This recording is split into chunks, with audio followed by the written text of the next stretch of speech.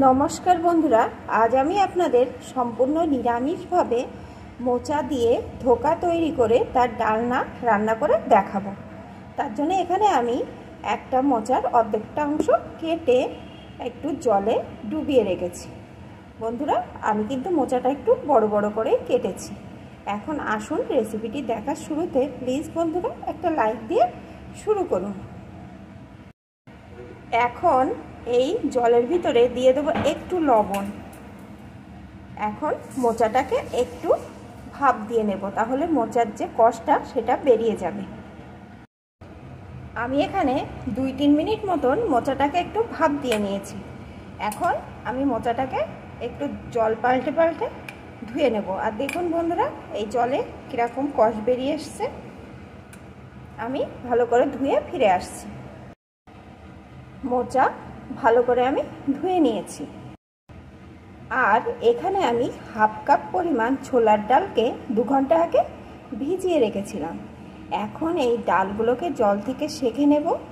আর মোচা আর এই ডাল সব কিছুকে একটা মিক্সিং জারে তুলে নেব। ডাল মোচা সব কিছু আমি একটা মিক্সিং জারে তুলে নিয়েছি। এখন এর ভিতরে দিয়ে দেবো একটু আদা, 3টে কাঁচা লঙ্কা। এখন সামান্য একটু জল দিয়ে এটাকে ভালো করে পেস্ট করে নেব। সব কিছু এখানে আমার সুন্দর করে পেস্ট করে নেওয়া হয়ে গেছে। এখানে আমি একটা কড়াই গ্যাস ওভেনে বসিয়ে তাতে 2 টেবিল স্পুন সর্ষের তেল দিয়ে দিয়েছি। এখন তেলটা কিন্তু ভালো রকম গরম হয়ে গেছে। এখন এর ভিতরে দিয়ে দেবো একটু গোটা জিরে, আর দিয়ে দেবো একটু হিং। এখন এগুলোকে একটু ভেজে নেব। একটু ভেজে নিয়েছি। এখন যে পেস্টটি আমি করে রেখেছিলাম ওই পেস্টটিকে এই তেলের ভিতরে দিয়ে দেব।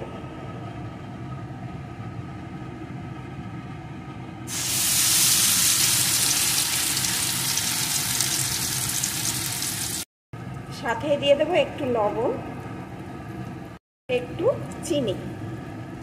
এখন সমানে এইভাবে নাড়িয়ে নাড়িয়ে এটাকে বেশ কিছুক্ষণ রান্না করে নেব, যতক্ষণ না এটা ভালো রকম শুকিয়ে যায়।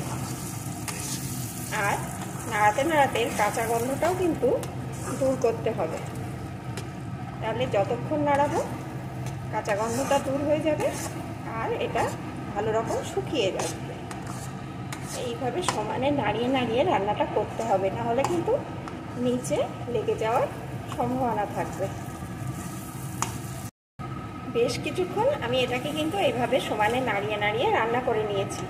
এখন কিন্তু এটা দেখুন নিজে থেকে কড়া থেকে উঠে আসছে, আর এটা দিয়ে একটা সুন্দর গন্ধ ভেসে আসছে। তার মানে এটা কিন্তু এই দেখুন কেমন নিজে থেকে উঠে যাচ্ছে। তার মানে এটা এখন আমার রেডি হয়ে গেছে। এখন এই গরম থাকতে থাকতে এটাকে আমি একটা প্লেটের উপর নামিয়ে নেব, কারণ ঠান্ডা হলে কিন্তু এটা শক্ত হয়ে যাবে, যেহেতু ডাল দেওয়া আছে। এখানে আমি একটা প্লেট নিয়ে নিয়েছি, আর তাতে কিন্তু আগে থেকে আমি একটু তেলও মাখিয়ে রেখেছি। এখন আমি যে মিশ্রণটি কড়াইতে রেডি করে রেখেছিলাম সেটাকে এইভাবে সমানে পাতিয়ে পাতিয়ে দিয়ে দেব।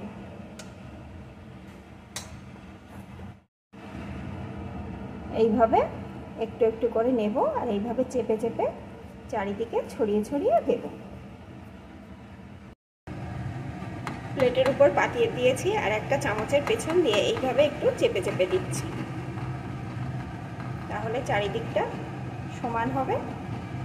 এখন এইভাবে কিছুক্ষণ রেখে দেবো, এটাকে একটু ঠান্ডা করে নেব। ঠান্ডা হলে এটা একটু শক্ত হয়ে যাবে, তারপরে আমি পিস পিস করে কেটে নেব। 10 মিনিট মতন আমি এইভাবে রেখে দিয়েছিলাম। এখন কিন্তু এটা মোটামুটি ঠান্ডা হয়ে গেছে। এখন আমি একটা ছুরির সাহায্যে এইভাবে পিস পিস করে কেটে নেব।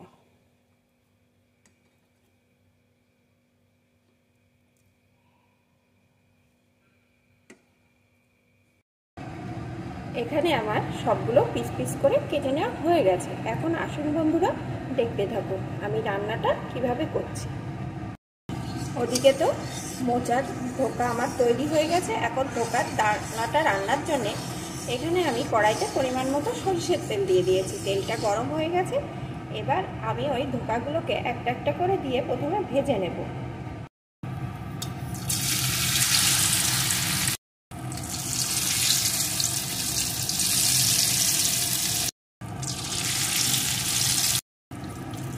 এগুলোকে এপাশ ওপাশ করে লাল লাল করে ভেজে নেব। এপাশ ওপাশ করে এগুলোকে লাল লাল করে ভেজে নিয়েছি। এখন এগুলোকে তুলে নেব, তুলে নিয়ে বাকিগুলোকেও এই একইভাবে ভেজে নেব। তাহলে বন্ধুরা সবগুলো ভেজে নিয়ে আমি ফিরে আসছি। সবকটা ধোকা আমার ভাজা হয়ে গেছে। এখন কড়াইতে আমি আর একটু তেল দিয়ে দিয়েছি। এখন এই তেলের ভিতরে দিয়ে দেবো একটু গোটা গরম মশলা, একটা শুকনো লঙ্কা, একটু গোটা জিরে। ফোড়নগুলো একটু লাল লাল করে ভেজে নিয়ে এর ভিতরে দিয়ে দেবো আমি একটা টুকরো করে কেটে রাখা আলু।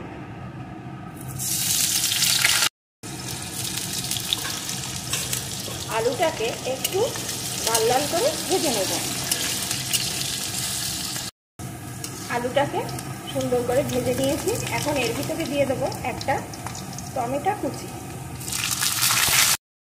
সাথেই দিয়ে দেবো 4টে চেরা কাঁচা লঙ্কা। এখন এগুলোকে একটু ভেজে নেব।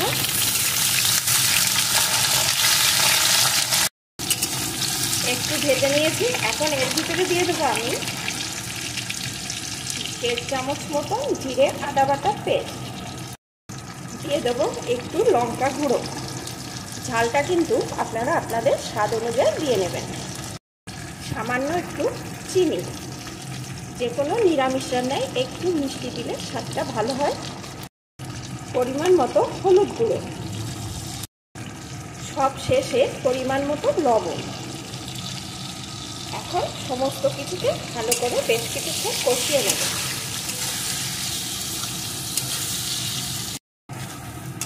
সব কিছু এখানে সুন্দর করে আমি কষিয়ে নিয়েছি। দেখুন বন্ধুরা মশলা দিয়ে কেমন তেল ছেড়ে দিয়েছে। এখন এর ভিতরে দিয়ে দেবো আমি পরিমাণ মতো জল। আমি কিন্তু এখানে গরম জল দিয়ে দিচ্ছি।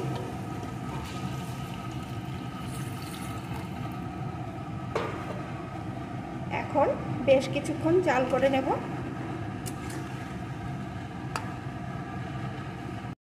বেশ কিছুক্ষণ আমি জাল করে নিয়েছি। এখন কিন্তু আলুগুলো আমার ভালো রকম সিদ্ধ হয়ে গেছে। এখন এর ভিতরে আমি ধোকাগুলোকে দিয়ে দেব। আলুগুলো সিদ্ধ হয়ে যাওয়ার পরেই কিন্তু এগুলো দিতে হবে, কারণ এগুলো কিন্তু বেশিক্ষণ আর জাল দেওয়া যাবে না। এগুলো দিয়ে 1 মিনিট মতন আমি জাল করে নেব, কারণ এগুলো কিন্তু নরম হবে আর ভেঙে যাবে।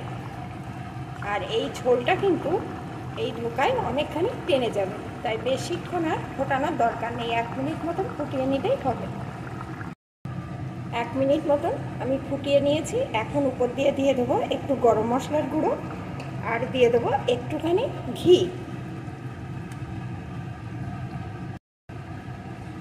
এখন একটু মিশিয়ে নেব। বন্ধুরা আমার কিন্তু রান্নাটা এখন রেডি।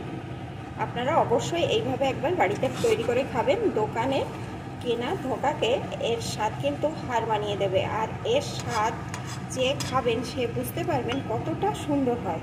আর বাড়িতে তৈরি করার জিনিস তো সবসময় ফ্রেশ হয় আর খেতেও ভালো হয়। তাহলে বন্ধুরা এইভাবে অবশ্যই আপনারা বাড়িতে তৈরি করে ধোকার ডালনা নিরামিষের দিনে খাবেন। আর আমার এই রেসিপিটি আপনাদের কেমন লাগলো অবশ্যই কমেন্ট করে জানাবেন। আর যদি একটুও ভালো লেগে থাকে একটা লাইক শেয়ার করে দেবেন। এখন এটা আমার রেডি, আমি নামিয়ে নেব।